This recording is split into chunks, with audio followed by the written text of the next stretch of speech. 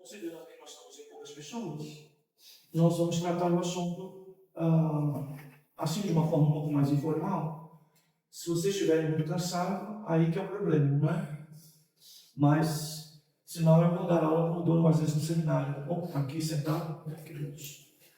E a gente tratar o assunto de uma maneira um pouco mais informal, até porque somos poucas pessoas hoje, e dá até para a gente conversar um pouco mais sobre o assunto, né? Em vez de ficar aquela coisa apenas do orador, né? Tá bom? Bem, amados, eu confesso aos irmãos, bem, quando a gente adquire esses livros, esses temas para trazer para o encontro teológico, a gente geralmente recebe indicação da própria editora, né? Que a gente já tem um certo contato. E a editora às vezes manda um prefáciozinho separado da obra, né? Para a gente fazer a nossa análise, fazer a nossa avaliação. Porém, este livro em especial me surpreendeu, né?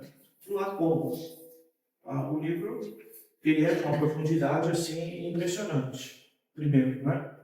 É muito aquém daquilo que a editora nos apresentou na época. Em segundo lugar, queridos, é um livro terrível, tá?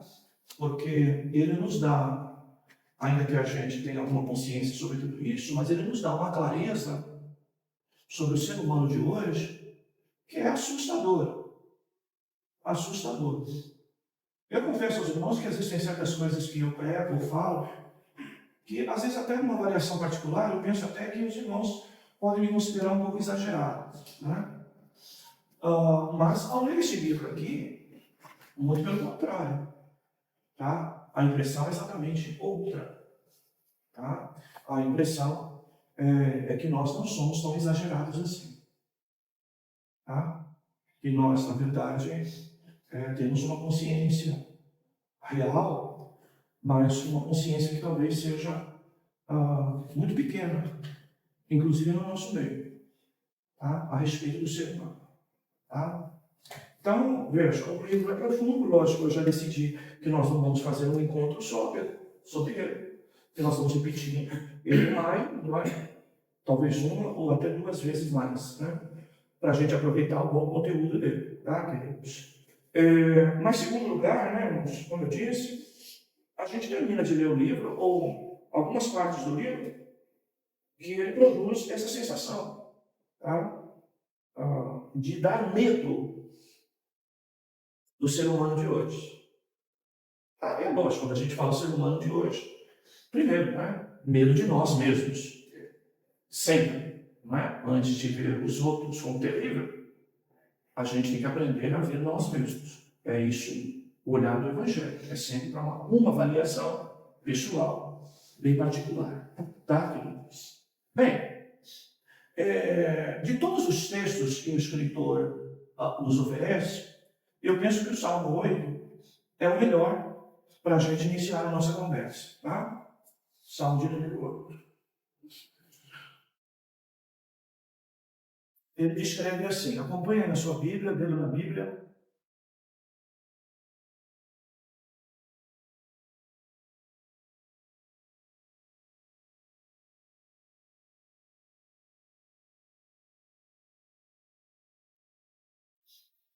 Ó Senhor, nosso Senhor, como teu nome é magnífico em toda a terra, tu que puseste tua glória nos céus.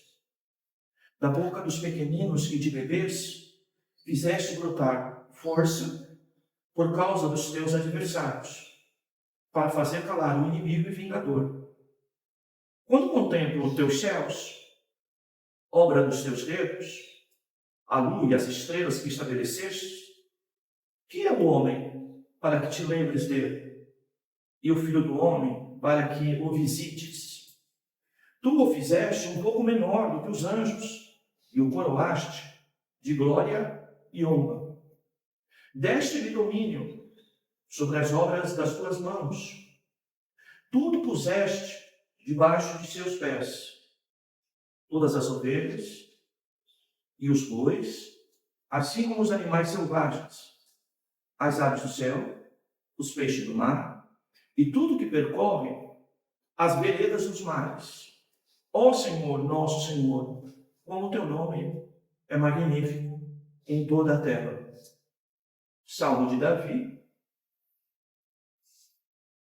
Bem, queridos, possivelmente quando o salmista foi inspirado a escrever este cântico, ele o faz sustentado num certo conhecimento de Gênesis. Porque a forma de abordar o tema é um salmo que se sustenta em cima de princípios de criação, tá? Posicionando o Criador, a criação, e posicionando também o homem em relação a toda a criação. Ele faz isso. Este salmo de Davi, ele fala, em primeiro lugar, da imensidão do universo. Não é? Essa coisa, não só do tamanho, mas da complexidade que há no universo. Ele olha, não é? Os céus, essa dimensão, ele olha a complexidade de todos os seres celestiais, lua, estrelas, astros, sol, planetas, não é? Ele contempla tudo isso em sua imensidão e ele compara ao ser humano. E ele diz, né? Quem é o homem perto de tudo isso que tu realizaste, tá? Para que tu, de alguma maneira, lembre-te dele. Tá? É essa ênfase que ele coloca. Tá? Então ele diz que a criação é muito ampla, muito grande, muito complexa, muito linda, maravilhosa.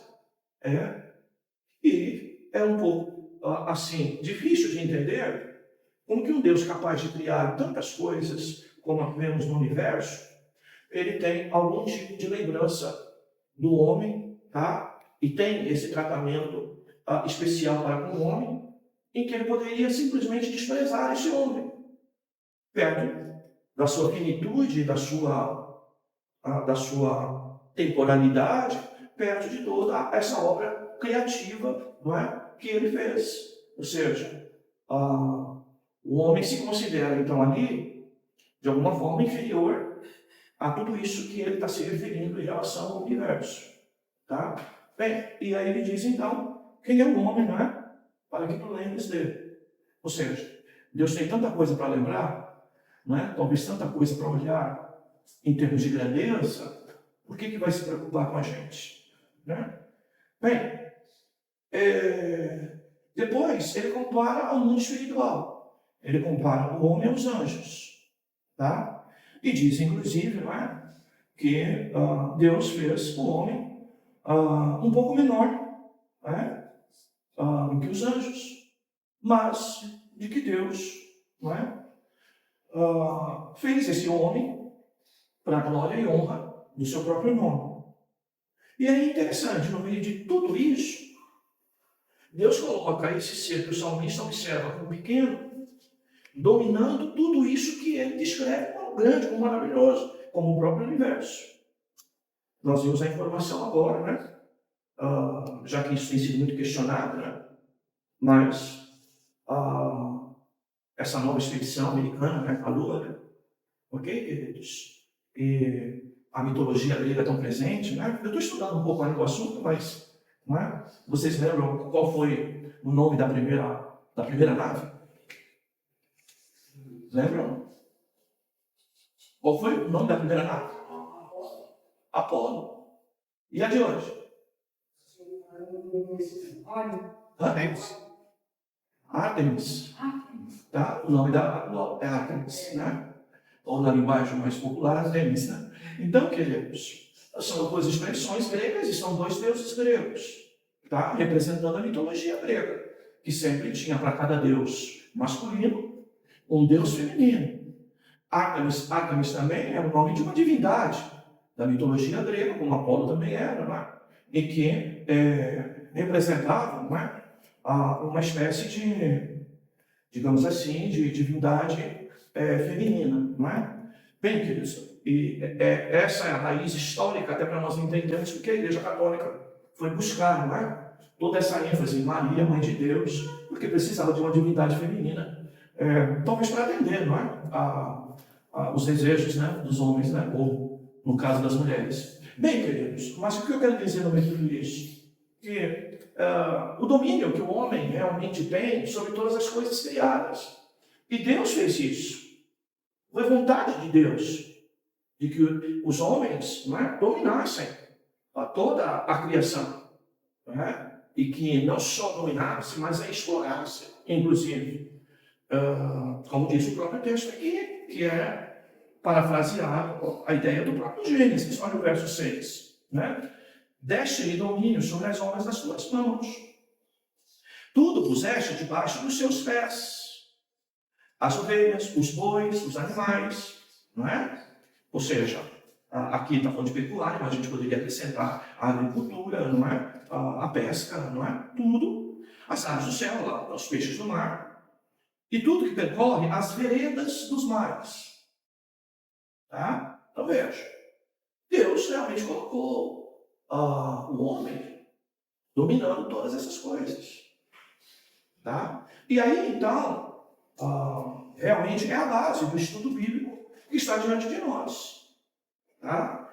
Este ser humano, que Deus fez tudo isso, que o colocou numa posição de destaque para governar, o que o livro traz a ideia até lá de Agostinho, no século IV, né? Quando escreveu Cidade de Deus, Cidade dos Homens. Né? Então, essa ideia deste homem que domina as coisas.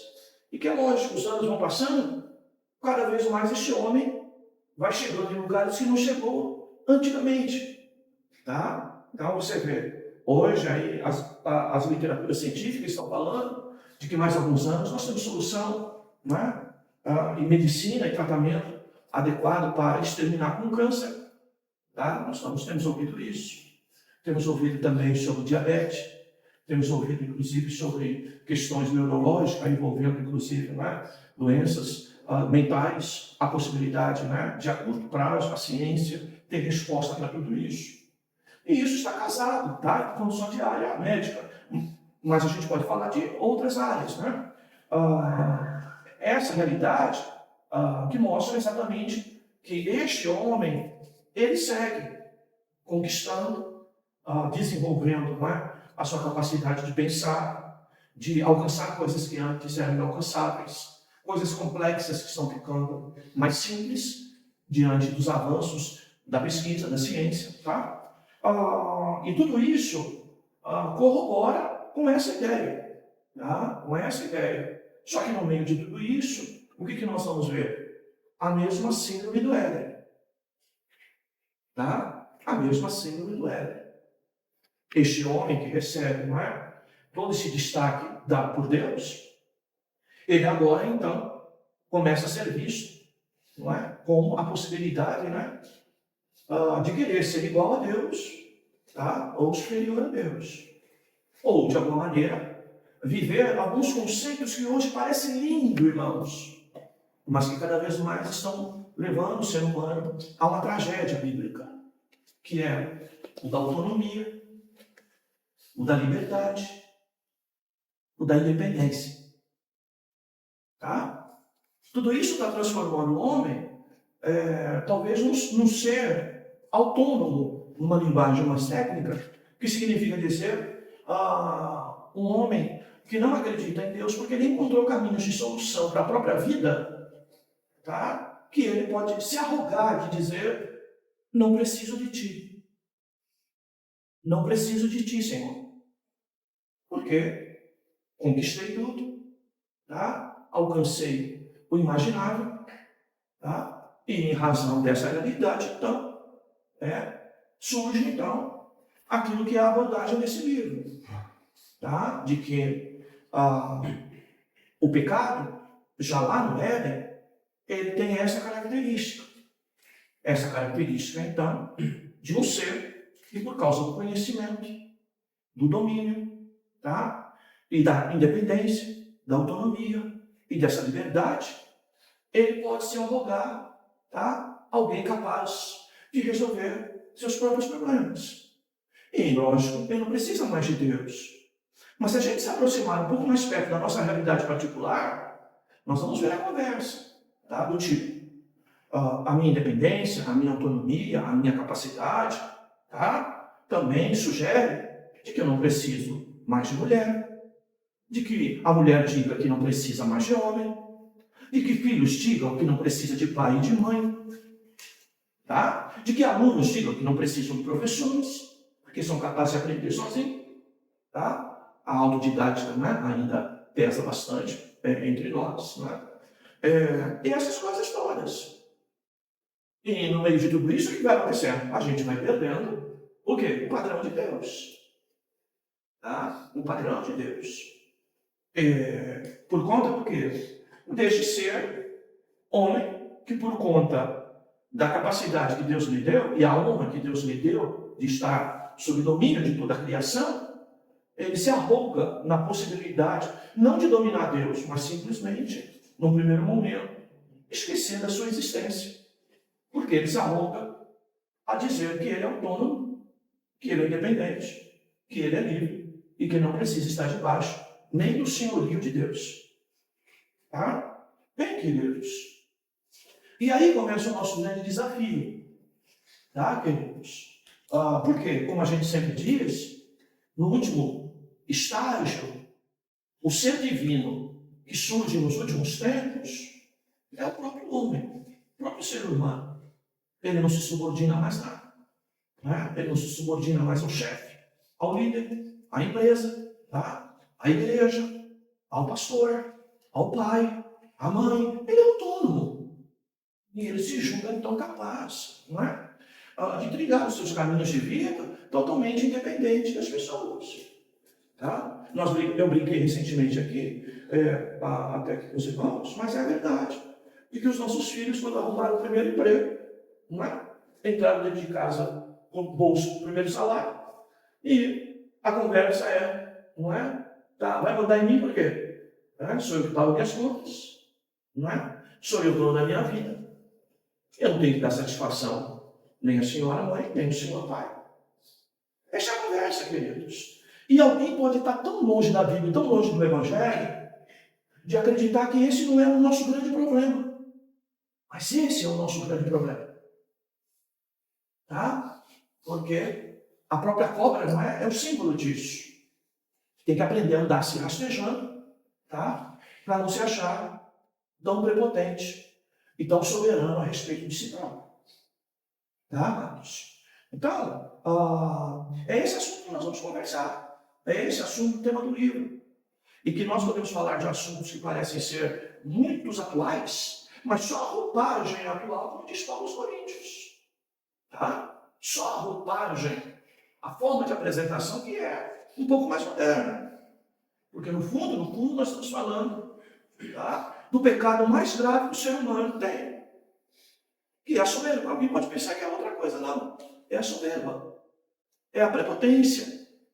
É a capacidade, inclusive na escola moderna, né, de eu ter argumento para todas as coisas. Tá? De eu ter capacidade científica e respostas, né, de laboratório para todas as coisas. Tá? E essa é a realidade que nós vamos ver durante este livro aqui. E que traz alguns desafios para nós. Por exemplo, o ser humano que eu preciso evangelizar hoje, tá, é muito mais complexo do que eu imagino. Por quê? Porque qualquer pessoa que se dispõe a conversar sobre o Evangelho hoje, não é aquela pessoa. Eu lembro dos anos 70 que se falava de Evangelho, por exemplo, e a outra pessoa atenciosamente ouvia você fazer a sua abordagem, você falar sobre o assunto, e raramente ela tinha um argumento, uma conversa, um questionamento, tá? Colocar uma série de dúvidas. Dificilmente isso acontecia. Ela poderia até não crer no que você estava falando, tá? Mas ela não tinha essa capacidade hoje de resistir, acreditando de que ela tem resposta para todas as coisas e que ela não precisa de Deus para ter as respostas para a sua própria vida. Ela pode viver sem Deus tranquilamente, tá? Isso parece-nos que hoje é muito mais sério. Por quê? Porque este homem, não que esse pecado nunca existiu, está desde o Éden, eu falei para os irmãos, mas ele traz hoje uma força, uma violência, de uma prepotência impressionante. Então é mais ou menos o que acontece dentro da igreja. O pastor está pregando, sempre haverá um irmão dentro da igreja que tem uma pregação melhor, que teria um argumento melhor, que pregaria melhor. Tá? É isso que ocorre. Bem na nossa área também, a gente tem que aprender a separar isso muito bem, né? Quando, na verdade, não é? A gente vai falar do Evangelho, pregar uma certa mensagem, às vezes a gente arroga, não é? Que apenas nós entendemos aquilo e somos capazes de transmitir a verdadeira palavra. Tá? Mas hoje, o pior de tudo, irmãos, às vezes nós temos pessoas frágeis, biblicamente falando, mas que quer dar opinião onde não entende de nada. É terrível isso. Porque isso mostra um pouco a nossa prepotência, a nossa soberba. Tá? E é óbvio que as redes sociais, elas vão mostrando um pouco desse ser hoje. Tá? Onde todo mundo ganhou voz. E desculpe, às vezes o imbecil está falando em tom de doutor, tá? Estabelecendo uma linha, tá? Totalmente desprezível, tá? E não sabe o quanto está fazendo papel, desculpe, de idiota, não é? Mas, para cair essa consciência é difícil. Por quê? A soberba, infelizmente, do ser moderno tomou conta da gente. E ao longo da história foi assim. O livro aborda, inclusive, situações, não é? Por exemplo, quando Caim, não é? Recebeu, digamos assim, a consequência do seu pecado, de ter matado o seu irmão, não é? Abel, tá? A Bíblia diz que Deus disse que ele seria, não é? Fugitivo. Seria a marca dele. O que é a marca do fugitivo?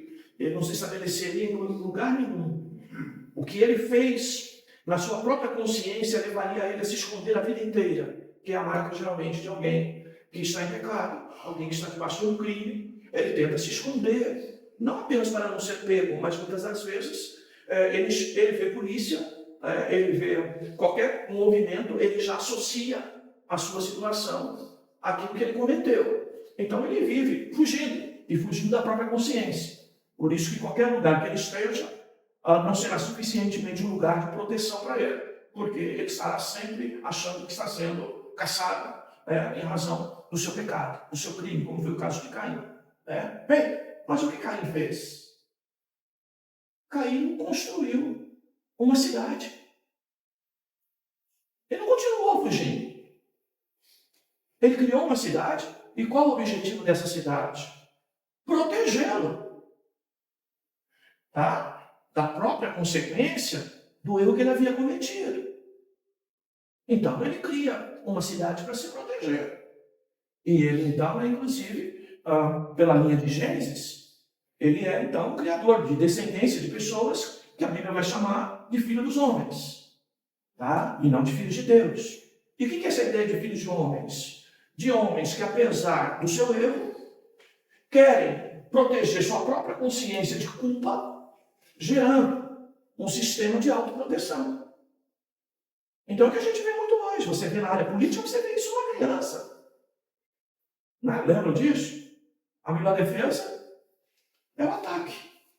Quantas das vezes alguém acusando alguém de uma coisa, que na verdade ele que provocou, ele que o mas ele inverte as situações, porque é uma forma de se proteger, atacando os outros. Tá? Se nós passarmos à frente, este homem se corrompeu a tal ponto que Deus não suportou mais. Deus mandou o dilúvio, mas depois, no dilúvio, o que acontece logo depois? Se o dilúvio é juízo de Deus, cobrança de Deus, se o dilúvio criou até um arco para nos lembrar do que aconteceu, tá? Bem, eu agora vou criar uma outra cidade de proteção a mim mesmo. E vou tentar me livrar do quê? Do juízo de Deus. Estabelecendo uma proteção para mim mesmo. Tá? Aí se cria, então, a Torre de Babel. Tá, queridos? A Torre de Babel, ela é nada mais, nada menos que isso. Tá? em que, na verdade, o ser humano tenta criar autoproteção, como eu disse no princípio, um homem autônomo, independente, livre, que no primeiro momento diz: eu não preciso de ti, meu Deus. Como esse filho que entrou na nossa casa e disse: pago minhas contas, tenho meu salário, tenho meu dinheiro, para que eu preciso de você? Quem é você para vir dar ordem? Tá? Isso se chama rebelião, rebeldia. Tá, queridos? Bem, depois de tudo isso, você vai ver, e o livro vai nos contar isso, que os homens continuam nessa tendência. Não é? A Babilônia, no mesmo espaço geográfico da antiga Babel, surge então um grande império em que Nabucodonosor, ele diz que criou o seu próprio mundo, o seu próprio universo. Essa é a Babilônia que eu criei. Lá ele está protegido. Lá ele não precisa de outros povos. Para nada, a Babilônia era essa cidade cosmopolita da época em que ela tinha recursos próprios, que ela não dependia de intercâmbio, não dependia de fazer mercado com os outros, porque ela tinha o seu autossustento dentro das suas quatro paredes. Tá? Os jardins da Babilônia representam um pouco essa coisa, né? Deste mundo, né? Belo, tá? Que um ser divino pode, né, se comparar a Deus que criou isso, né? E é isso que Nabucodonosor faz. Até a hora em que Deus também traz confusão sobre ele, levando ele a perder, já que não tinha consciência sobre a existência de Deus, porque o próprio Deus ele considerava que era ele. Deus tira a sua própria capacidade de divinidade, de ser humano, porque Deus criou o homem, irmãos, e todos eles, tá, queridos, na sua glória. E a hora que o homem não reconhece isso, tá? Este homem fere um princípio fundamental. Tá? E aí Nabucodonosor vai viver com aquela realidade. Tá, queridos? Bem, o mundo também criou outros modelos mais recentes. Né? Nós vamos ver, não é? O próprio mundo do iluminismo que ele cita, né? Do Renascimento, não é? Esse mundo, né, que rompe com o modelo da Idade Medieval, onde nós tínhamos uma igreja, não é? Que fazia papel de Deus, não é? E que manipulava as pessoas, oprimia as pessoas, e que não dava nenhuma possibilidade de liberdade, tá? Este homem, então, rompe com isso, e este homem, então, agora, ele quer fazer seu próprio caminho, construir seu próprio modelo, tá? Então, é a tal ideia do Deus morto, tá? E que agora, então, nasce um novo ser humano, com desejo de independência, autonomia, liberdade, mas que cai num erro extremo, tá? Que é o erro extremo de desconsiderar a própria pessoa de Deus, tá? De desconsiderá-la. Por pura soberba e prepotência, vai desprezando Deus. E eu digo para os irmãos, quanto mais a vida for confortável para nós, mais essa sensação a gente vai ter de não precisar de Deus. E se eu não preciso dele, tá? Eu não tenho satisfação nenhuma para dar para ele. Tá? E nós vamos ver este homem que surge no movimento do iluminismo, que é um homem, lógico, que se liberta, não de Deus, né? Mas de um erro que a igreja levou as pessoas a terem, de que a igreja era o próprio Deus, que o Papa era o próprio representante de Deus, que a igreja era a autoridade. Mas a autoridade de Deus não está na igreja, está nas Escrituras, está na palavra. E se essa igreja, não é, usa a palavra com outros fins, ela não representa Deus. Muito pelo contrário, ela representa a própria serpente, que fez trocadilho, tá, com a própria fala de Deus. Tá, amados? Bem, e nós vamos ver, não é, a própria situação das guerras mundiais, tá? Que não é assunto tão distante, tão longínquo, onde nós vemos este homem que agora arrogava essa possibilidade de cientificamente ser um homem mais esclarecido, com recursos que ele desenvolveu para oferecer um mundo novo e melhor, tá? Este homem simplesmente estava matando a humanidade. E usa, não é?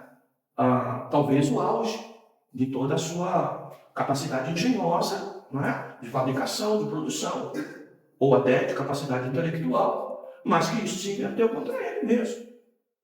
Tá? Você vai ver a queda, né, dos muros, né, também como outro advento. Porque se chegou à ideia de que o capitalismo era selvagem, então se trouxe a ideia de comunismo, não é? Cuja a ideia era, de alguma maneira, tratar pessoas de maneira igual, mas com o nascimento de um Deus, que era quem? O que é quem? O Estado. Tá? É o Estado que dá emprego, é o Estado que dá cesta básica, é o Estado que mantém todas as coisas, tá? E que torna, por consequência, esse homem, tá, escravo dele. Tá? Mas o homem, num sistema ou no outro, vai vendo que todos os sistemas humanos são falíveis. Por quê? Todos eles, de alguma maneira, tentam apregoar, ok? Um sistema onde não é Deus que governa. Tá, queridos? Por isso a gente que canta tanto aqui hinos de soberania de Deus, né, irmãos? Isso é fundamental em termos doutrinários. Tá? Bem, nós tivemos mais recente a queda das Torres Gêmeas. Elas representam, no país talvez mais rico do mundo, em termos de capacidade intelectual e de negócio, não de recursos naturais, que a gente sabe que isso está em outro polo, mas essa capacidade de executivo, de alguém capaz de pensar, de alguém capaz de fazer, de criar cientista, coisa parecida, tá? As duas torres que são derrubadas, tá? Nas circunstâncias que elas são, mostram que nenhum sistema humano sobrevive. Tá? A Torre Gêmeas de hoje é a Torre de Babel de ontem. É a soberania que achava que tinha na Nabucodonosor na Babilônia. Tá, queridos? E elas vieram ao chão. E vieram com, tá, queridos? Tá? Talvez uma espécie de uma formiguinha, não é? Que atacou aquele poderio todo e colocou tudo aquilo no chão. Que representa o quê? É lógico, o sistema capitalista. Mas, mais uma vez, nós vamos vendo sistemas caindo. Tá? E a vida, em particular, é assim, irmãos. Se o ser humano mesmo, desculpe, no evangelho podre que anda por aí, tá? O evangelho podre que anda por aí, se a gente não tomar cuidado, a gente vai construindo alguns impérios em termos de pensamento de vida e que amanhã vão cair. E nós vamos descobrir que esse castelo era um castelo de areia. Porque ele só não é castelo de areia se tiver Deus no comando dele. Então, quando Jesus usa a própria palavra, não é? Da casa construída sobre areia e da casa construída sobre a rocha, ele está falando exatamente disso. Tá? Deus nos deu capacidade para criar muitas coisas. Mas nós temos que entender que se isso não for submisso à vontade dele, compreendendo a nossa dependência dele, tá? Como o próprio texto vai dizer, nos evangelhos. Quando o homem rico soube que a sua colheita seria espetacular, vou construir armazéns, vou guardar tudo, vou viver muitos anos e dizendo, coma, beba, folgue, porque eu tenho dinheiro para a vida toda. Aí a Bíblia diz, como diz para o da casa construída na areia, insensato. Então, louco, hoje pedirão ao pão. A cobrança vem. Deus não deixa de ser Deus porque eu não estabeleço Ele como Deus. Porque não sou eu que estabeleço, é Ele que me estabelece. Tá, queridos? E no meio de tudo isso, nós vamos vivendo essa realidade de hoje, irmãos. Tá? De muito. Como eu tenho dito para os irmãos, tem alguns irmãos às vezes até que me criticam nesse ponto, né? Mas tem horas que a gente perde a paciência. É lógico que Deus é diferente de nós. E que tem horas que a gente perde até misericórdia a Deus pelo nosso comportamento. Né? Mas às vezes, né, a gente perde a paciência. Por quê? Porque hoje nós estamos vivendo uma dimensão dessa soberba humana impressionante. E ela está presente em todos os lugares. E ela, infelizmente, vai trazendo cada vez nós essa ideia de que nós não precisamos de Deus. Está aí o número de desigrejados que cresce. Eu não preciso de igreja. Eu estou melhor servindo a Deus em casa do que na igreja. Eu estou muito melhor sem viver o que alguns dizem, a hipocrisia dos irmãos, a hipocrisia da liderança. Eu também não tenho dúvida em afirmar que eu viveria melhor se eu não tivesse que vir à igreja. Mas isso foi estabelecido por Deus. Suportar o irmão difícil está na Bíblia. Ter misericórdia está na Bíblia. Amar o próximo está na Bíblia. Carregar a carga do outro está na Bíblia.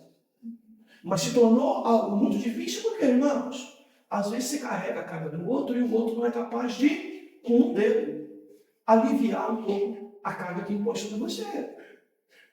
E aí, como que a gente convive no meio de tudo isso? Muito difícil. Então, o nosso desafio é muito grande. Eu tenho perdido paciência com algumas coisas, sabe, irmãos? Eu às vezes, não falo determinadas coisas, né?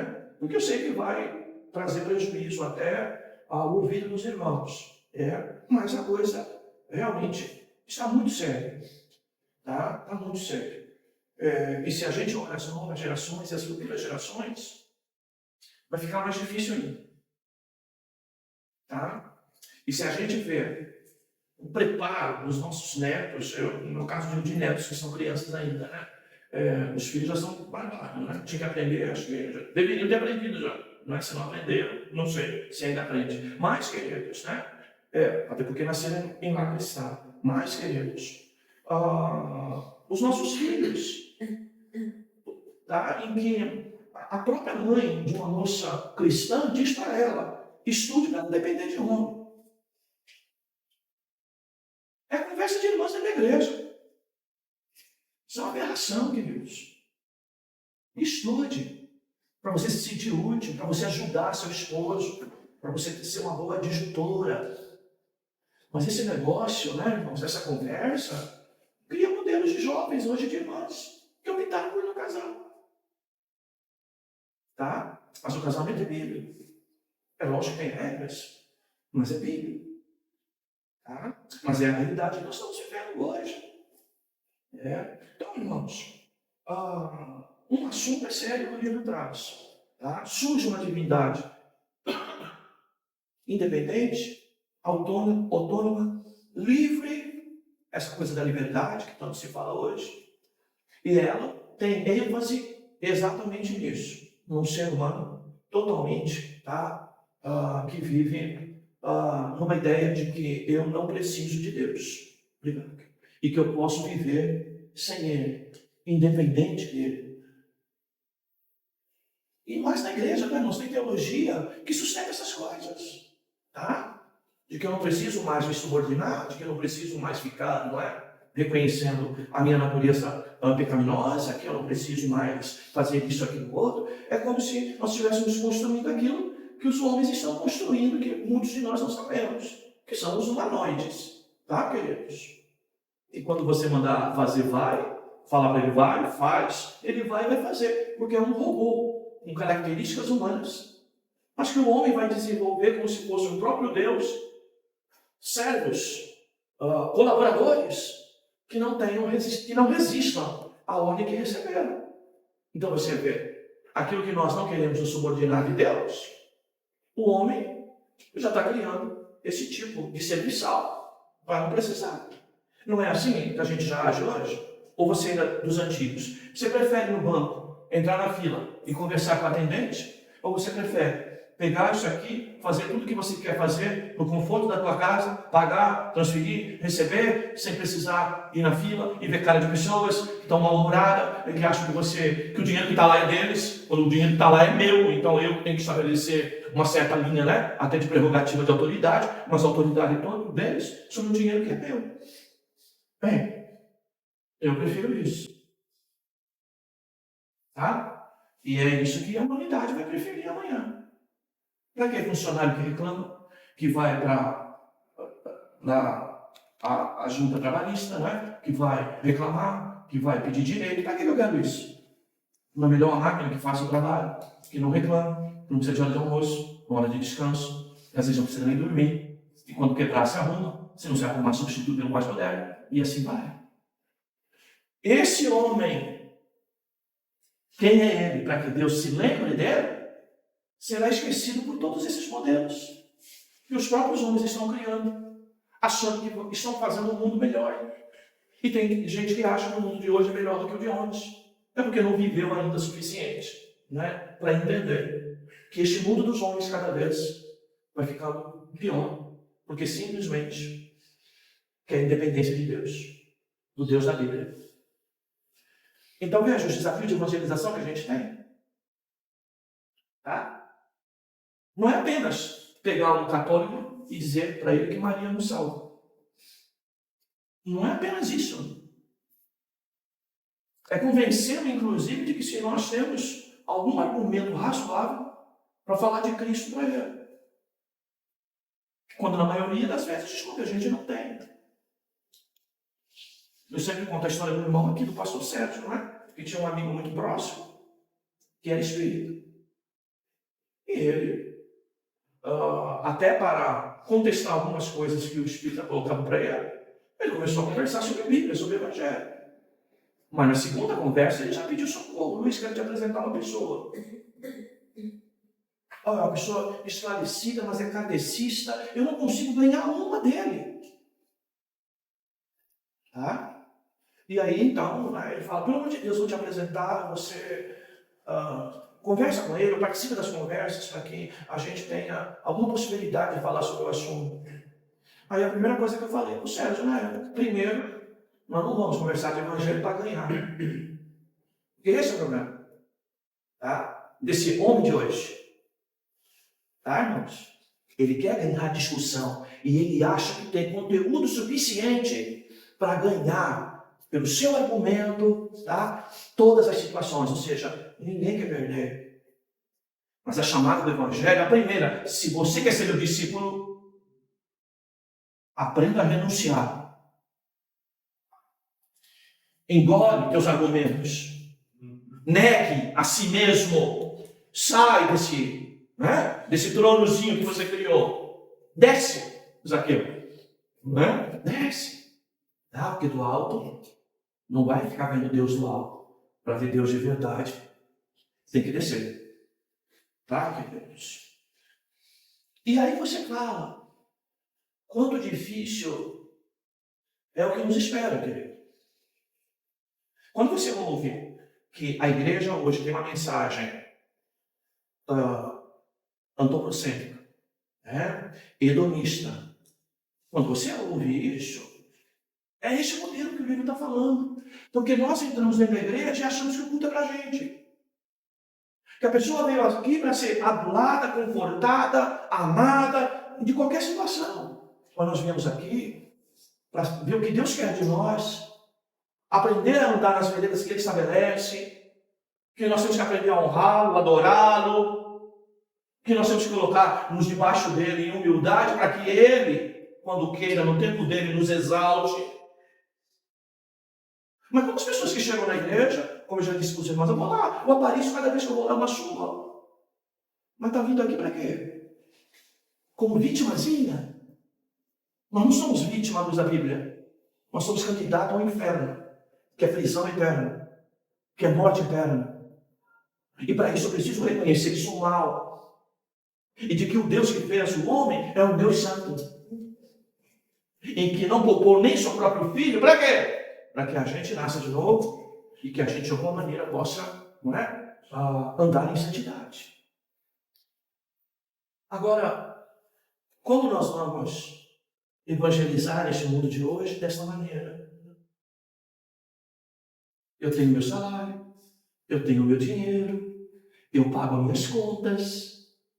Quem que vai aqui chegar na minha casa, não é? E querer eu fazer aquilo que eu não quero? Sou dono de mim mesmo, sou dono da minha vida. Irmãos. E eu confesso, irmãos, que isso não é só um desafio para evangelizar. Esse é um desafio, irmãos, para pastorear. Porque esse ser humano está dentro da igreja. Esse ser humano está dentro da igreja. E é por isso que nós temos visto tantas situações, assim, difícil de se conjugar dentro da própria igreja, quando existe uma demanda. Principalmente quando essa demanda é a própria palavra. Intransigente demais, exigente demais, grosseiro às vezes. Tá? É isso que está aí fora, como digo para os irmãos, né? Os nossos filhos, ao abraçarem, por exemplo, uma formação, inclusive em áreas de ciências humanas, é com isso que ele vai se deparar. Tá? Vocês lembram que eu até disse recentemente, um dia que preguei a questão da mulher samaritana, e uma irmã da igreja veio dizer para mim que estava, né? Estou voando, estou me achando, não é? Tal. Fui para casa, irmãos, eu achando que estava me elogiando. Fui para casa, tive que pôr o rosto em terra. Senhor, a mensagem que eu estou pregando está fazendo a irmã se sentir, né? Essa águia toda. Senhor, tem misericórdia de mim. Eu sei que isso não é uma mensagem bíblica. A mensagem do Evangelho derruba a gente. Faz a gente cair do muro. Tá? Faz a gente até cair no muro querendo pular no lugar seco e a gente cai em cima da lama. Tá, queridos? Para entender o quanto miserável nós somos. Mas, infelizmente, as igrejas estão cheias por causa dos louvores que estão por aí. Tá? E louvores muito sérios, tá? Que não representam a palavra. Hinos que não representam a palavra.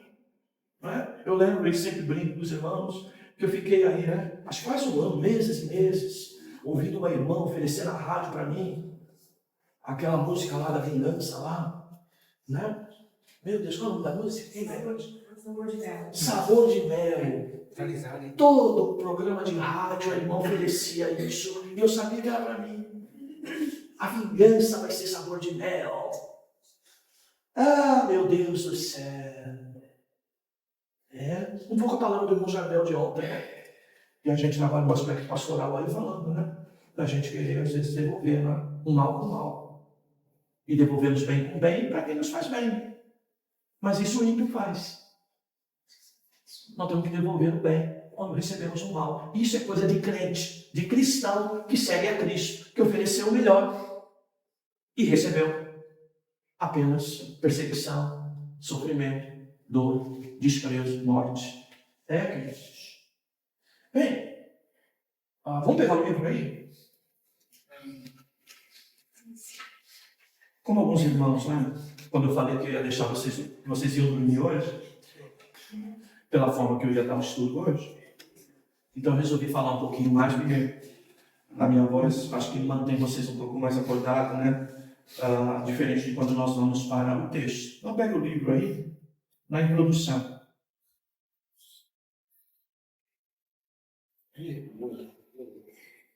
Quem não tem, chega perto de alguém aí, se quiser, né? Para ler junto aí, você está perto, oferece aí, se for o caso do irmão ler junto com você. Introdução, página que representa 7, né? Introdução. Ela está sem número aí escrito, mas ela representa a página 7. 2 homens conversavam num avião. Um deles, um cineasta, se reconheceu como uma pessoa pós-moderna. O outro, um cristão evangélico, pediu que o homem explicasse o que significava ser pós-moderno. O cineasta respondeu: não ter preconceito. É aceitar que todos possuem um pouco de verdade, que todos possuem um pouco de verdade. É ter a mente aberta para aceitar o diferente. Olha o homem pós-moderno que nós estamos falando aqui. de tolerância, não é? Bem, o cristão agradeceu pela resposta. E antes de sair do avião, ofereceu a esse cineasta um pequeno exemplar de um plano de salvação. O cineasta fez uma cara esquisita e perguntou: isso é coisa de evangelho? É sim, o evangélico respondeu. Obrigado, eu não quero. O cineasta respondeu: dê para outra pessoa. O evangélico ficou surpreso. Mas você não disse que ser pós-moderno é não ter preconceito? Então, irmãos, essa é a realidade de hoje. Por quê? Porque a mensagem do evangelho, se for verdadeira, irmãos, tá? Ela vai confrontar. Ela vai tirar esse homem deste altarzinho que ele se colocou, vai fazer ele descer. Tá? E por isso que eu falei ontem para os irmãos aí, da tal atriz lá, a Luana Piovani. Tá? Essa é a realidade. E vejam aqui, nós estamos falando de um, né, que se diz cineasta, que é um dos instrumentos que o mundo age para trazer seus pensamentos. Tá? Que é o cinema, é a TV, tá? É o teatro. Tá? O mundo, a sociedade, a cultura são organismos dinâmicos que estão em constante mudança. Adaptação e readaptação. Ideologias surgem, desaparecem, ressurgem, convivem mutuamente, se contradizem, se tornam dominantes, caem no esquecimento, e tudo isso com a mesma velocidade dos meios de comunicação modernos. Caso a igreja queira realizar uma obra eficaz de influência e transformação no mundo assim, ela precisa estar atenta para essas transformações. Olha lá, queridos. Tá? Isso é muito sério. Sabe por quê, irmãos?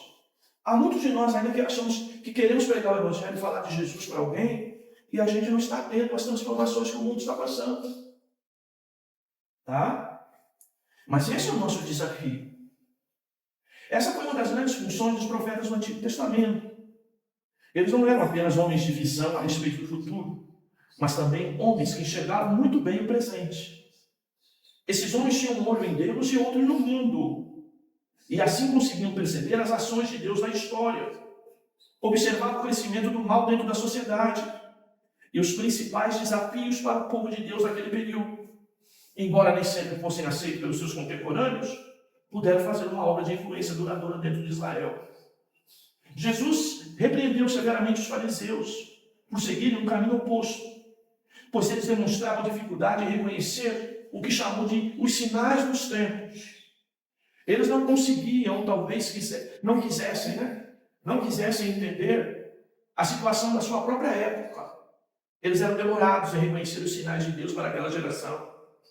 Estavam preocupados demais com seus afazeres e manter a posição que eles próprios haviam conquistado. Ao desconsiderar o que estava acontecendo numa geração, eles se tornaram irrelevantes, um peso para as pessoas dos seus dias. Tudo o que faziam era manter um esquema fixo de uma religião superficial que não atendia às verdadeiras necessidades das pessoas. Esse é sempre o grande risco que a igreja enfrenta.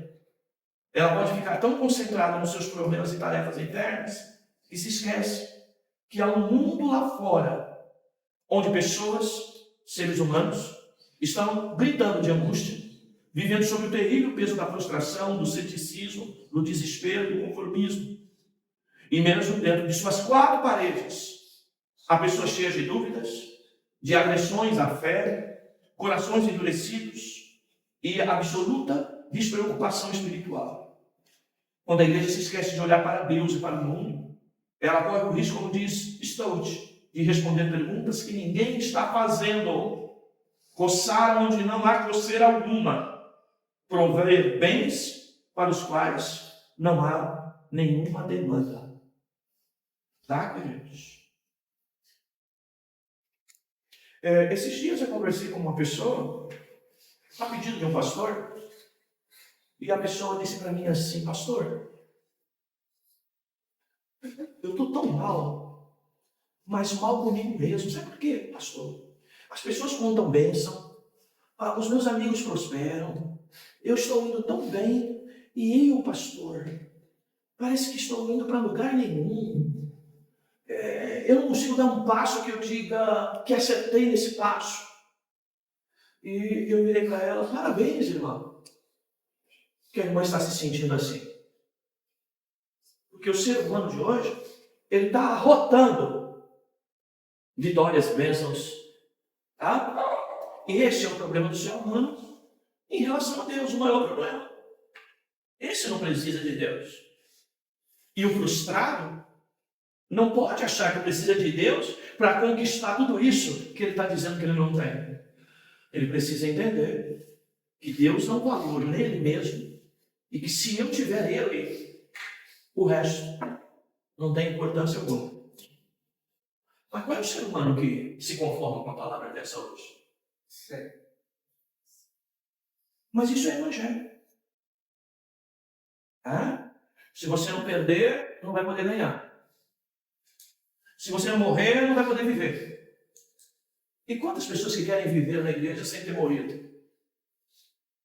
Querem ganhar sem ter perdido? Bem, queridos, seguimos aí no livro.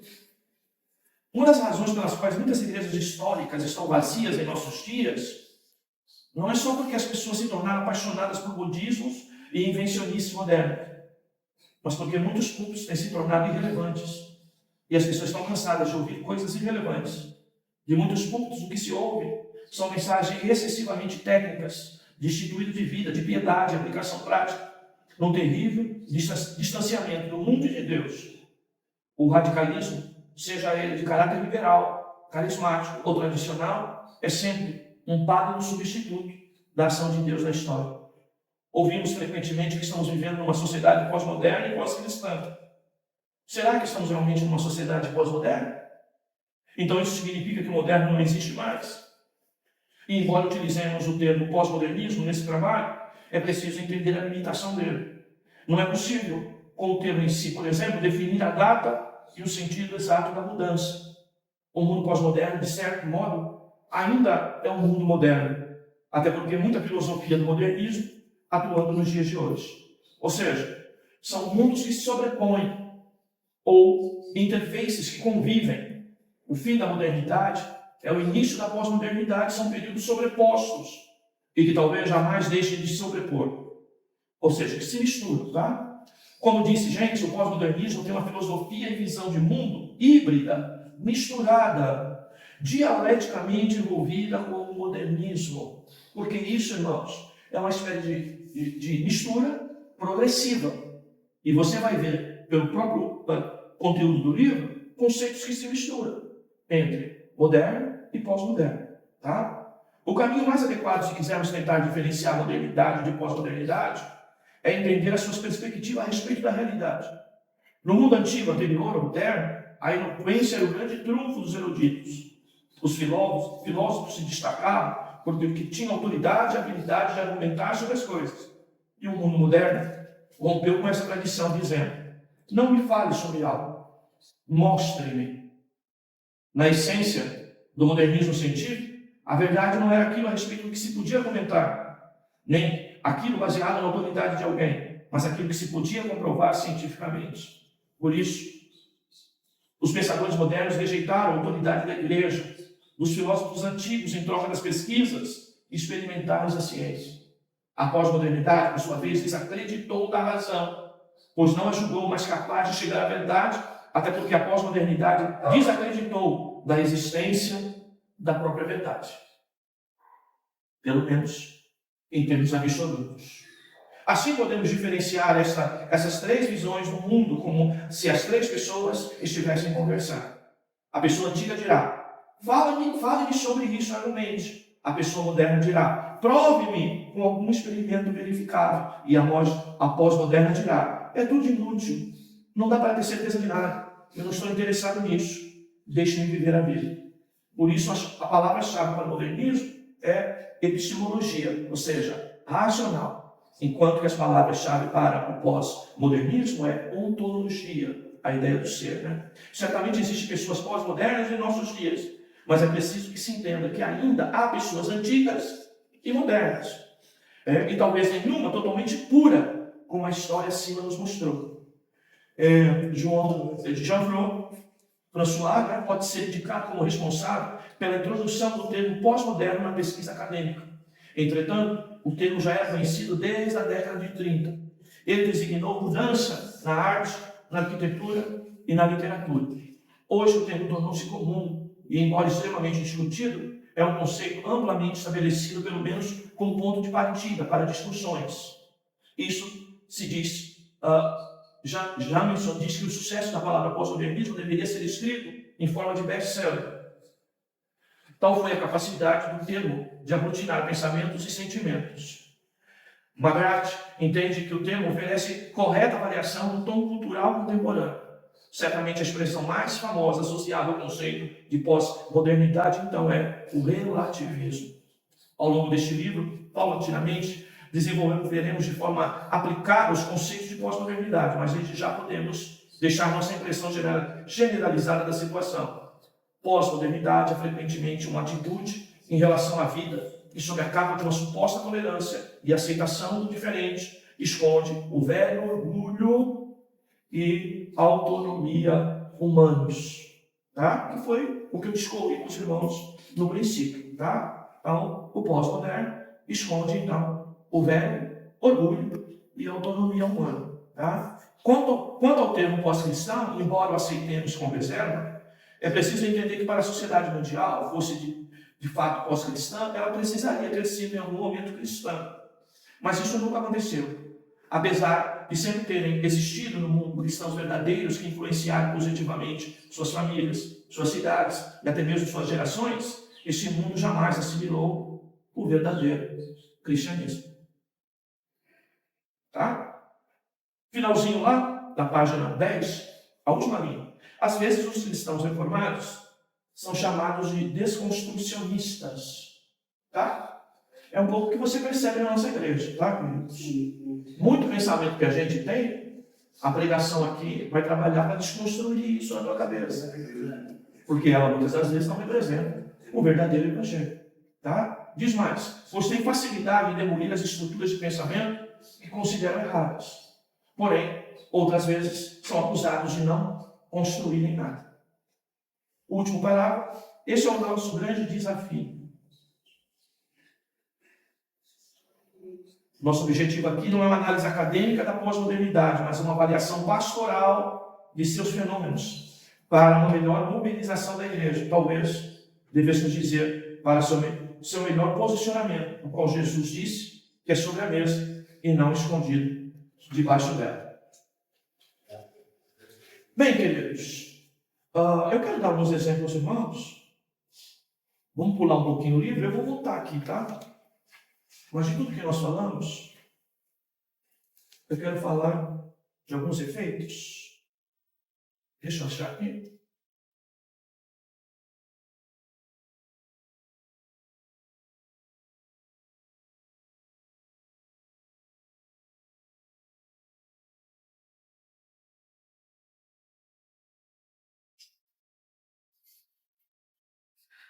Página 34. Para você entender, tá, irmãos? Às vezes o que nós pregamos na reconciliação, irmãos, para irmãos talvez mais novos da igreja, irmãos talvez, né, que pouco frequentam os cultos, né? A gente pode realmente, algumas vezes, se deparar com algumas pregações que são extremamente ofensivas a nós. Porque o evangelho verdadeiro ofende, tá, irmãos? Quem não sabe disso, evangelho verdadeiro ofende. Não é à toa que Jesus foi crucificado pelos próprios religiosos. A sua mensagem ofendia. Mas observe, por exemplo, irmãos, o colapso familiar que está na página 34.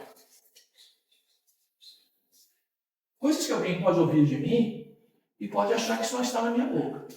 Né? Porque o evangelho que anda por aí, tá? Ele é muito mais genérico para o lado do errado do que para o certo. Então a gente tem muito mais tendência de ouvir o errado, aceitar o errado, do que o certo. Talvez até por repetição. Veja o colapso familiar aí. Esse homem, não é? Autônomo, independente e livre, que vai construindo estruturas para dizer que não precisa de Deus.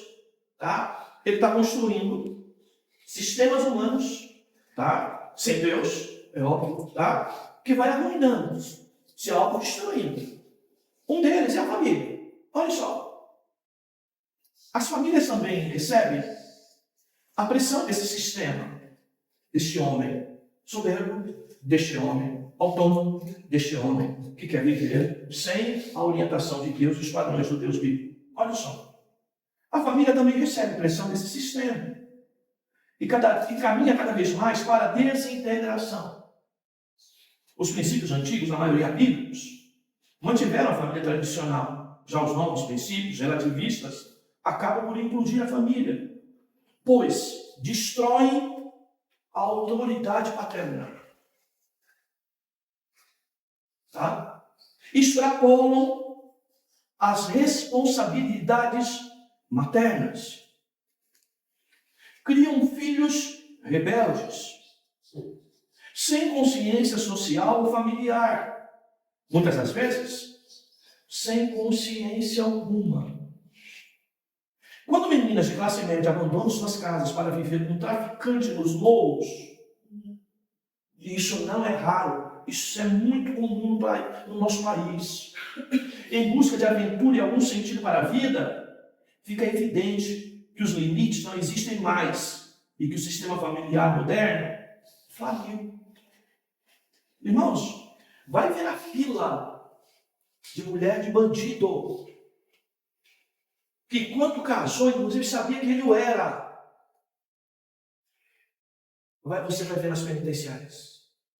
O irmão Renato esteve visitando algumas vezes, o irmão Renato embora, né? Esteve visitando algumas vezes um pastor que foi preso, que teve um problema aí de morte aí no Caruaru, né? Isso deve ter uns 3 anos, né? Ele contou para mim que ele veio de lá assim, impressionado como o sistema carcerário feminino, né? Ou melhor, masculino, como tinha, não é? Mulheres, moças, e muitas das vezes de união recente, nem de casamento formal, mas de que foram viver como os traficantes, com pessoas bandidos mesmo. E a dedicação delas, inclusive, em visitá-los neste lugar, tá, irmãos? Inclusive, não é? Lutarem para ter disponibilidade lá para a relação sexual. Vejam aonde nós caímos, irmãos. Esse mundo existe, ele está aí fora. É a degradação. Aí eu digo para os irmãos, essas igrejas grandes, lotadas, cheias, essas igrejas, né? Megas igrejas, que evangelho que pregam a ponto de nós, não é, pelo menos, não termos tanto crescimento disso. Mas, hoje, poucos iniciam uma família pensando realmente em permanecer casados. A ideia de que até a morte os separa. O que se prega nas igrejas hoje, irmãos, estimula, muitas das vezes, alguém a acreditar que o divórcio é plenamente aceito por Deus. O que nós pregamos hoje, ou por omissão, por não falar no assunto, ou mesmo, não é? Por até essas conversas, você sabe que outro dia, né? Eu critiquei duramente o irmão aqui, né? Que casou novamente, que a esposa é uma bênção, não é? Isso, a gente deveria ter temor de Deus para falar essas coisas. Dar graças a Deus por estar usufruindo disso, tá? Mas não transformar isso em situação pública para incentivar até alguns casos de irmãs que estão esperando, às vezes, uma palavra nossa de autoridade com o divórcio para ela se divorciar. Tá? Mas o marido está matando ela, mas não casou? Busque leis, não é? E busque a Deus para que esse marido se converta. A primeira alternativa e única é essa. A conversão do cônjuge. E veja, muitas das vezes o cônjuge não virou essa pessoa depois do casamento. Já era antes. Mas outros motivos levaram a pessoa a não enxergar. E vice-versa, tá, irmãos?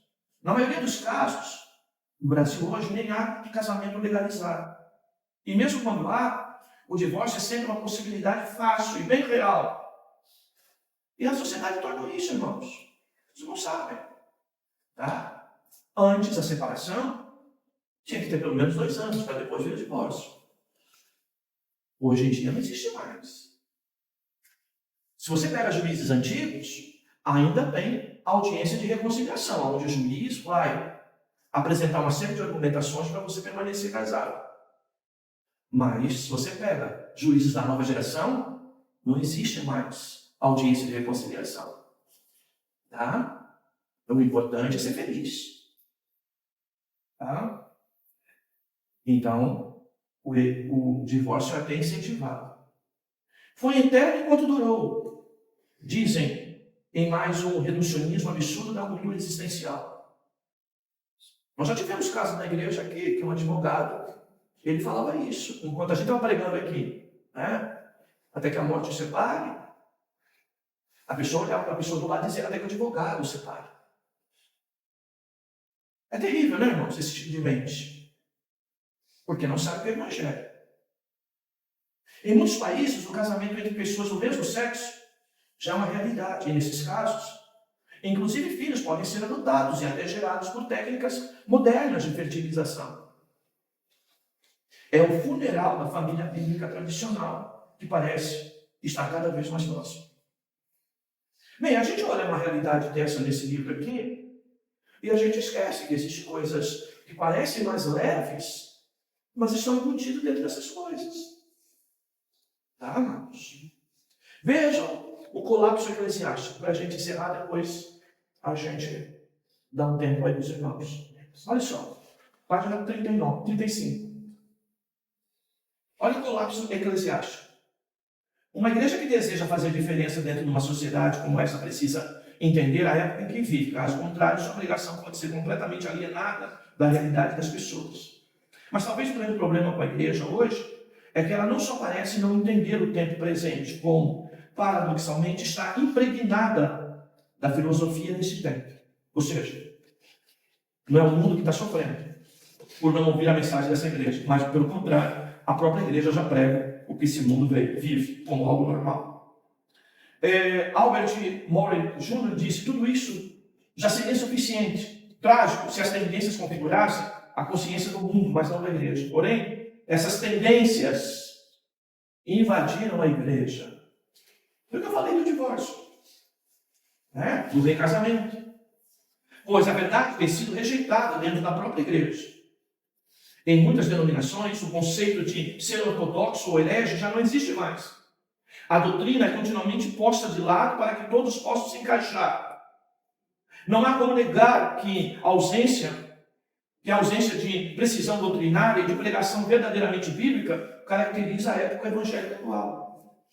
O que houve na maioria dos púlpitos não é a exposição da palavra de Deus, mas mensagens de motivação, suavizantes terapias para o eu e as fórmulas para a saúde, prosperidade, integração pessoal, harmonia celeste. Isso nos faz ver que a igreja também está se tornando bastante relativa. Talvez a maior expressão desse relativismo seja chamada as igrejas emergentes. São igrejas que nascem ou foram reestruturadas para um contexto pós-moderno e pós-cristão. São igrejas absolutamente adaptadas aos tempos pós-modernos. Não possuem doutrina definida, são essencialmente inclusivistas.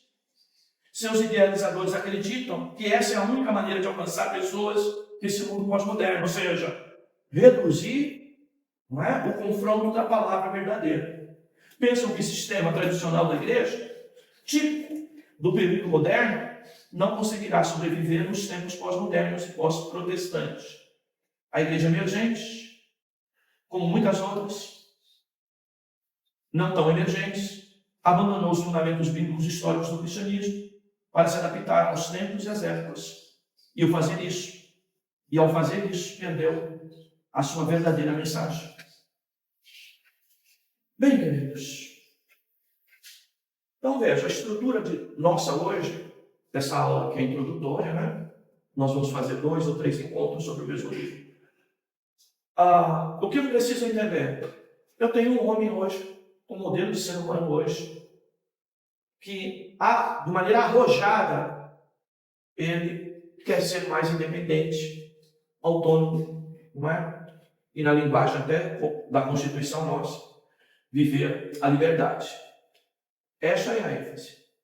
Mas tudo isso cai num outro sistema, que é esse ser autônomo, independente, não é? E livre. Ele então vai rompendo com os modelos bíblicos, que eu sempre estou subordinado a alguém. Se você ler Efésios 5, não é? Você vai entender isso. Quando Deus fala que o homem é o cabeça da esposa, tá? Vai dizer também que este homem tem cabeça. E que essa cabeça é Deus. Tá? Ninguém quer hoje submissão. Essa é a verdade. Tá? Então, toda essa estrutura do homem moderno, ela trabalha aspecto inclusive dessa questão de hierarquia bíblica. E do modelo, inclusive, nosso de trabalho, tá, irmãos? De emprego. Onde hoje, né, o patrão é patrão quando ele me dá a minha sobrevivência. Mas quando ele exige de mim, tá, eu já perco essa relação com ele. Tá? Então, veja, essa estrutura está mexendo em todo mundo. Primeiro, eu vou achando que não preciso de Deus. Tá? Digamos o homem. A mulher que não precisa do homem. Os filhos que não precisam de pai e mãe, tá? O empregado que não precisa de patrão, tá? E por aí vai. Então, irmãos, o que a gente precisa entender hoje? Que todo esse sistema está sendo trabalhado no mundo inteiro. Então, você vê, quando o pós-modernismo nasceu nos países mais do primeiro mundo e chegou até nós, sabe uma das coisas que mais se trabalhou nesse mundo? Foi reduzir cargo de liderança. Quanto menos chefe, melhor. E levou a gente a acreditar de que se eu não tiver chefe, melhor para eu trabalhar. E muitas das vezes é porque eu quero ser autônomo, livre, independente. Então somente por conta disso. Porque é difícil encontrar até alguém com uma consciência tal que trabalhe na ausência do chefe e do patrão com a mesma disposição, a mesma responsabilidade, o mesmo comprometimento, tá? De quando o chefe não está. Tá? Bem, queridos, isso passa para dentro de casa. As nossas pregações, inclusive. Tá? Então, você vai ver muita pregação em área de família mesmo, não é? De que se distorce o pensamento da mulher ser submissa ao homem. Tá? Se distorce. Por quê? Porque a mulher se sente inferior se falar isso. Mulher não é inferior ao homem. Diante de Deus não somos. Mas para se ter ordem, para se ter responsabilidade, isso precisa estar estabelecido. Entende, queridos? E isso em todos os lugares. Na escola, a mesma coisa. Tá? Então, você vai ver, inclusive, em alguns conceitos de treinamento, que não se usa mais, inclusive, professor. A ideia é facilitador. Porque o professor, parece que a ideia impõe alguma autoridade. O facilitador só está aqui para te ajudar, não vai te cobrar de nada. Esse é o mundo que tem lá fora, irmãos. Esse é o mundo que às vezes quer entrar dentro da nossa casa. E que vai entrando dentro da igreja. Tá? E nós precisamos cuidar de tudo isso. Por quê, irmãos? Porque isso parte desse princípio. Tá? Desse homem autônomo, independente, livre, e que vai criando uma estrutura a ponto de não precisar mais, não é? De Deus. Bem, os irmãos mais antigos vão trazer quando eu trouxe a ideia do shopping aqui, né? Shopping center, tá? Vocês lembram, no passado a gente ia lá para o centro de Santos, né? Praça Mauá, João Pessoa, Amador Bueno, General Câmara. Ali tinha, né, várias casas de móveis, né, de roupas, né, e etc, etc. E a gente frequentava aquilo lá, não é? Como se fosse um modelo de sistema antigo do comércio. O que é hoje? Tá? Você ia lá na Sumatra tomar o teu caldo de cana lá, não é? Num calor infernal. E hoje em dia o que se construiu? O modelo do shopping, que é essa ideia de cultura pós-moderna.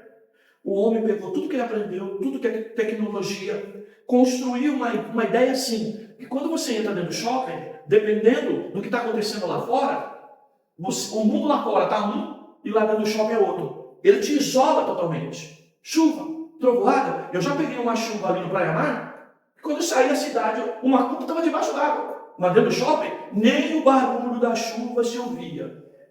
Aí você entra dentro do shopping, está refrigerado. Quem criou isso? Enquanto lá fora, o Deus que criou o céu e a terra e o sol está fervendo e não dá para mim ficar lá, o shopping que o homem criou está refrigerado e oferece uma qualidade de vida para mim muito melhor do que está lá fora.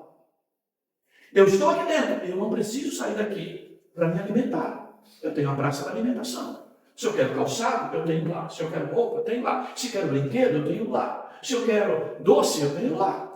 Se eu quero salgado, eu tenho lá. Se eu quero fazer uma refeição, eu tenho lá. E eu me solto dentro desse mundo estruturado que esse homem criou. Para que eu quero esse Deus? Do sol, da chuva. Aqui dentro eu estou protegido. Ah, quem criou isso aqui? O homem. Essa é a terra desse homem pós-moderno. Que ele vai usar tudo que ele avançou em termos de conquista, e isso foi Deus quem deu. Mas o pecado leva este homem a construir um modelo tipo Torre de Babel. Que eu não preciso de Deus. E que o meu sistema é melhor. Essa é a realidade, queridos. E essa é a igreja que tem que pregar o evangelho verdadeiro e genuíno, que está na contramão de tudo isso. Esse é o nosso desafio. É fácil? Não. E cada vez está mais difícil.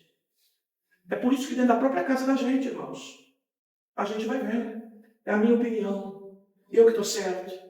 Não é bem isso. Não é tudo isso. Como eu vi aqui um dia no seminário, a irmã falando. Tem muita verdade aí. Aí eu pergunto, mas a Bíblia te dá esse direito de falar muita ou pouca verdade? Não dá. A verdade de Deus é absoluta. Essa ideia de muito ou pouco já está dizendo que eu estou vivendo o relativismo e eu quero relativizar até a verdade. A verdade é uma só. Essa é a verdade de Deus. Então, amados, é um desafio que a gente tem.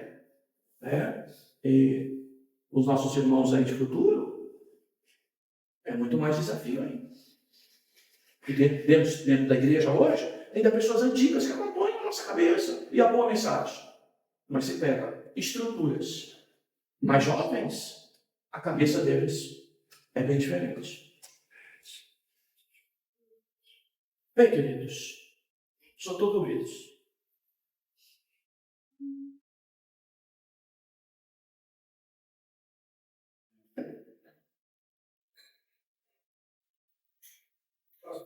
Sim, querido. Graças a Deus, consegui abrir a primeira última página, onde eu consegui ler as últimas páginas. E, lendo o livro, a gente teve essa sensação de assustar de medroso. E assustar de medroso, pelo que a gente estava vendo, a exposição, e se colocando, né, irmão? Tanto é que na realidade, vamos dizer assim, a ficha caiu no capítulo 13.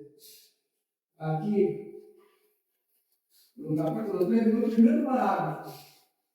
E a palavra está baseada nesse capítulo. E diz assim, mas não... Página 185.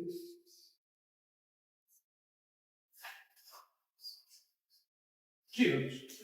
Não nos conformeis com este século, mas transformai-nos pela renovação da vossa mente, para que experimenteis quais sejam a boa, agradável e perfeita vontade de Deus.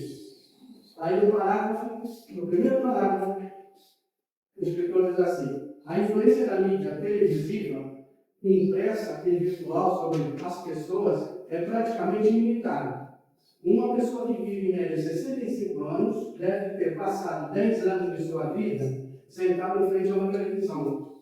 Se ela tivesse ido à escola dominical durante todos esses anos, não teria passado mais do que 4 meses estudando a Bíblia.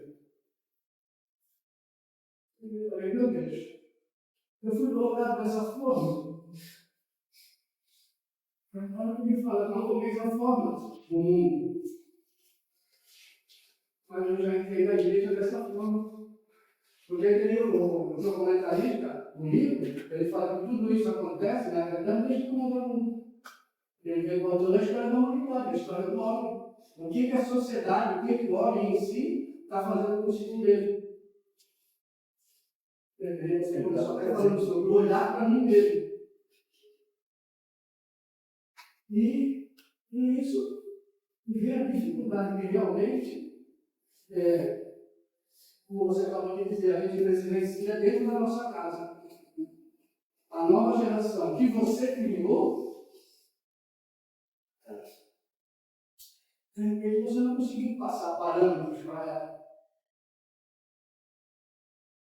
O senhor não me identificou, eu fui colocado nessa forma, né? Claro, nós trabalhamos quase 24 horas por dia. Não só o homem, mas como a esposa. E os filhos dependem de quê? Ser ensinado na escola, no nosso tempo, televisão. Mas hoje é o celular, que não sai da mão. E que tem de tudo. Não é? Então, desculpe, nós estamos vendo meninas, irmãos, vendo pornografia no celular, com 10, 11 anos de idade. Não tem restrição. Se o pai não acompanha, não é? Com aplicativo adequado no celular do seu filho para acompanhar o que essa criança está vendo, essa criança vai ter acesso. Se você não for lá colocar YouTube infantil no celular do teu filho, do teu neto, para ele ter acesso só ao que é infantil, ele vai ter acesso a tudo. E aí o que ocorre, queridos? Ocorre exatamente isso. Em que aqui está falando, só que numa progressão muito maior. Porque o prejuízo que a TV produziu, nós vamos saber, mais cedo ou mais tarde. Que se ela produziu 20% de prejuízo, o celular vai produzir 70%, 80%. Até porque o celular ele trabalha a ideia que não é o aprendizado apenas de ver, ouvir, ler, não é? Mas é também de interagir. E a interação, ou seja, a prática que ele te promove, a resposta que ele te oferece para dar, ela vai concentrar isso muito mais na mente de qualquer pessoa, principalmente de uma criança, cuja a mente ainda é uma massinha e tudo que você ensinar vai virar verdade na cabeça dela. Então, essa semana passada eu tive uma experiência na escola, até eu comentei com as irmãs do grupo que a gente foi fazer estudo. Então, pastor, a impressão que eu tenho, assim, uma dificuldade que eu sinto é que a gente sente que lá fora o cenário já está preparado. Ou seja, esses dias foi uma palestrante lá na escola, assim, ela desconstruiu tudo que uma criança cristã, que vai para a escola dominical, que acompanha a igreja para os pais, é ensinado. Porque o que ela quis dizer lá?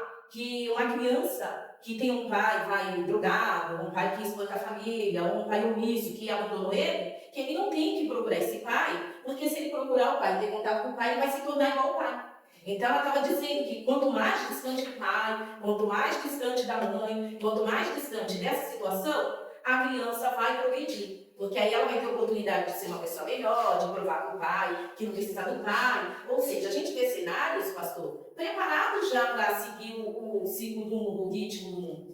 Aí se fala, mas aí não pode falar de Jesus, não pode falar da Bíblia, porque esse cara é laico. Tudo bem, nós não podemos falar do nosso Deus, não pode falar da Bíblia, não pode falar desse bíblico. Mas eles que vão lá, eles estão todo o tempo pregando o espiritismo, eles estão todo o tempo pregando, vamos lá, veganismo, tudo quanto é tipo de coisas mundanas é dado às crianças. É que, às vezes, eles não podem ter tanto entendimento como nós, né? Que a gente já tem uma vida aí, então a gente tem um entendimento melhor. Mas aquilo dentro da cabeça deles já vai desconstruindo aquilo que eles aprendem. Até comentei com as irmãs hoje, é necessário que um pai explique mesmo para o filho, converse com o filho. Principalmente quando o filho chega na escola. Porque, gente, as coisas que são faladas, as coisas que são vistas, que a gente vivencia ali, são absurdas. E aí, o que eu fiz? Eu, como cristã, até me senti envergonhada, cheguei e falei com o Alexandre, poxa, Alexandre, e às vezes o pior é que a gente não pode falar nada, porque você é bonito.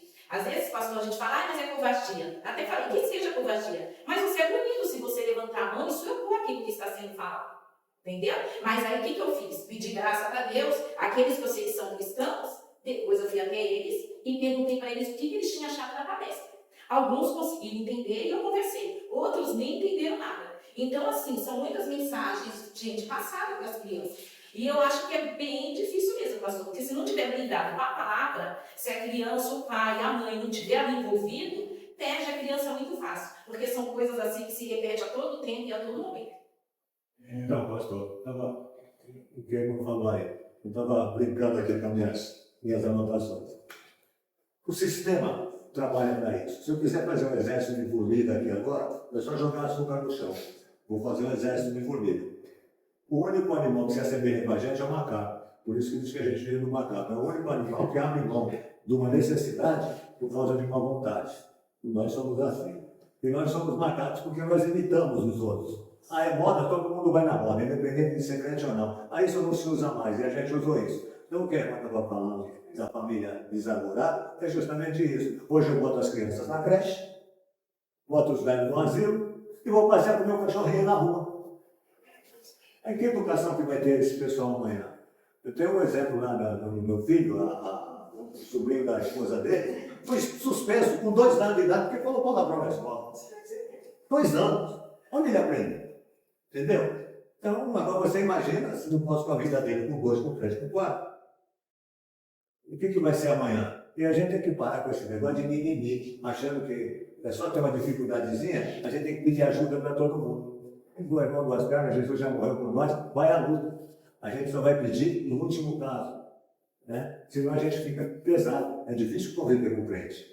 Muito mais difícil. O mundo está ruim, mas o crente é pior. Impressionante, que acha que conhece a verdade, e principalmente aqueles que acham que conhecem. Aí você não conversa mais. Né? Então, esse é o grande problema. Nós estamos guerreando entre nós.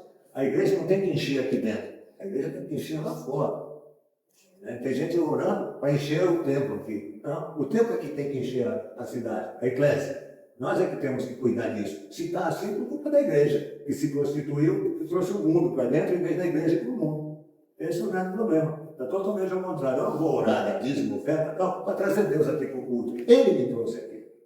É o contrário. Eu não vou convencer Deus que eu mereço a salvação, mas é para conquistar na cruz. Agora, o que eu vou fazer com ela é o problema. Então, entra naquele fator. Agora tudo eu vou pedir, Deus não morreu por mendigo.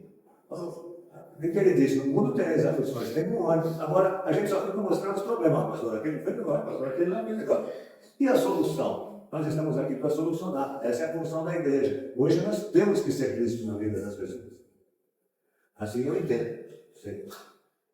O grande problema, na maioria das vezes, né, quer dizer, no evangelho geral, né? E falando em termos do livro, né? Porque isso aí vai sair do hedonismo. Vou buscar tudo para mim, e o hedonismo religioso ainda é pior, que eu vou achar que Deus é que quer que eu queira as coisas, porque Ele gosta de quem está feliz e contente. E não é bem assim. O que acontece hoje, irmãos, é que, na verdade, a igreja, né, ela já não tem mais mentalidade bíblica. Né? A nossa referência de autoridade deixou de ser as Escrituras. Então, por isso que a gente vê aí, pastor querendo atualizar a Bíblia, não é? Você vê, não é, alguém dizendo, como ele vai dizer aqui, do liberalismo teológico, tá? Em que eu vou desprezando a própria possibilidade do sobrenatural, porque o que eu quero fazer é transformar o Evangelho apenas em uma filosofia, e não no poder de Deus para a salvação. Então, nós estamos vivendo muito disso. Uma igreja que perdeu a mentalidade bíblica, porque dentro dela não tem mensagem bíblica. E aí, irmãos, a gente está sempre preocupado com o conforto, com o bem-estar do crente. Tá? Então, quem vem na igreja está preocupado com isso, que Deus lhe atenda, e também, só que, por outro lado, não atende nada a Deus. Então, há uma inversão. Então, esse homem também divino está aqui dentro, queridos. Está no modelo de culto que a gente faz. Tá? E é extremamente frustrante para muitas pessoas. Como eu disse aos irmãos, que ficam com a sensação de que, então, eu não tenho nada de bom? Então está tudo errado comigo? Tudo que eu aprendi, então, veio errado? Tem gente que é capaz de dizer isso. Por quê? Porque se ofende sobre a possibilidade de rever sua vida, de rever seus conceitos. E à luz da Bíblia apenas. Mas ela tem dificuldade com isso. Por quê? Foi criado para ser um ser divino. Ser divino a gente adora e não confronta. Entendeu? Então, é essa a realidade. Só para completar, que eu estava fazendo esse estudo. Então, o túmulo está vazio. E continua vazio, porque ele tem que nascer dentro de mim agora. Que não nasceu. Tem muita gente que não nasceu ainda e está convencido de que está convertido. Esse é outro problema. Porque antes de nascer tem que morrer. Tem que nascer dentro da gente agora. E antes de nascer tem que morrer. Entendeu? Então é isso. Já pulou, já nasceu sem ter morrido. Aí sem cabeça, né? Fica aquela história, a cabeça está lá e o corpo está... Exatamente. Minhoca, né? É esquisito. Crente minhoca, né? Você arranca a cabeça, mas o alto continua balançando. O que ficou para mim disso tudo aqui, pastor, fazendo uma síntese, é que todas as porcarias que a gente tenta jogar lá para cima chama-se religião. E o que vem de lá é revelação. E a gente não está se colocando na posição para receber isso. Por isso que a gente continua pedindo coisas que já recebemos há muito tempo. Porque a revelação, para mim, não é progressiva. Progressiva é o meu entendimento. Já está tudo revelado. Bem, a última revelação foi Cristo. Bem, queridos, uma coisa é certa no meio de tudo isso, sabe, irmãos? A gente tem que entender que primeiro a gente tem de autocrítica. Tá? Isso aqui só vale se antes de olhar para a vida dos outros, você olhar para tu. E saber que você é tão candidato a virar esse modelo aí, como as outras pessoas são, e que vocês não é. Você está vivendo no mesmo mundo, ainda que não somos desse mundo, mas estamos aqui. Então a gente primeiro precisa fazer uma autocrítica. Tá? Em que situação eu estou sendo esse modelo? Tá? Estou sendo esse modelo no meu casamento, esse modelo dentro da igreja, esse modelo dentro da minha escola, esse modelo dentro do meu trabalho, esse modelo nos meus relacionamentos cotidianos. Quem eu sou? Eu tenho aprendido a ouvir as pessoas, eu tenho aprendido a aceitar que as minhas falhas também estão envolvidas dentro de algum problema que eu estou vivendo e que eu acuso alguém que cometeu isso. E cadê os meus erros? Eu não cometi nenhum. Entendeu? Essa autocrítica que nós temos que fazer. Tá? Para a gente não viver um evangelho de que só o outro está errado. Primeiro o errado sou eu, depois os outros. Principalmente isso, pastor, que às vezes eu estou olhando para o outro e ele é um espelho, eu estou me vendo nele, os erros são meus. A gente não tem essa autocrítica, até para conta, às vezes eu estou vendo nele que eu não gosto em mim. É verdade. Eu tenho que me concentrar. Mas é mais fácil ver. Eu tenho aprendido muito isso ultimamente, viu? Acho que leva a gente para o desertinho ali, mas eu tenho aprendido muito nesse sentido. Graças a Deus. Graças a Deus. Tudo bem, queridos? Vamos embora? Deus abençoe vocês, queridos. Dê graças aos irmãos. Eu já marquei a data, eu não lembro agora, mas é a segunda-feira depois da ceia, tá? Nós vamos continuar no mesmo livro. Então hoje não tem livro para levar, nós vamos permanecer no mesmo. Tem muita coisa para se falar ainda. Tá bom? O importante é sair daqui com essa ideia, tá? Esse homem de hoje, pós-moderno, esse pós-modernismo, é esse homem. Autônomo, independente, livre, a ponto até de dizer, eu não preciso de ninguém, não preciso inclusive de Deus. Esse é o pós-modernismo. Eu, entendendo tudo isso, eu vou então entendendo as demais coisas. Tá bom, amados? Deus fortaleça vocês. Agradece. Bom Jacão. Senhor, te agradecemos, Deus, por essa oportunidade que o Senhor nos dá nesse dia. Te pedimos, Senhor, antes de tudo, que o Senhor nos dê consciência. Nos dê consciência, Senhor, de ponderar a nossa própria realidade. Nos dê, Senhor, condição, Senhor, de avaliarmos a nossa própria condição, o quanto, Senhor, precisamos da Tua graça e da Tua misericórdia. Pois esse homem, Senhor, que tanto se revela nesse último tempo, se parece, Senhor, que não há capacidade dele, Senhor, de avaliar a sua própria condição. Tenha misericórdia de nós, misericórdia da nossa casa. Nos ajuda, Senhor, a permanecermos falando a verdade, Senhor, absoluta da Tua palavra e crendo nela. É assim que nós te pedimos. Só há, Senhor, em nós agora a apelar, Senhor, para a nossa fé, crendo na Tua palavra, que ela nos diz, Senhor, que ela é poderosa para convencer os corações, Senhor, endurecidos, pois não temos outro argumento para convencer aos nossos, nem a nós mesmos, se não for a Tua palavra. Por isso, dá graça aos nossos pastores, dá graça àqueles que pregam a Tua palavra, dá graça aos pais, Senhor, para ensinar aos filhos, que o Senhor não deixe, Senhor, não faça, Deus, de nós, que perdamos a autoridade da Tua palavra. Que nós possamos ter autoridade na nossa casa, na igreja, em todos os lugares, a Tua palavra é autoridade sobre as nossas vidas. É assim que nós oramos e agradecemos em nome de Jesus. Amém. Amém. Bom retorno, queridos.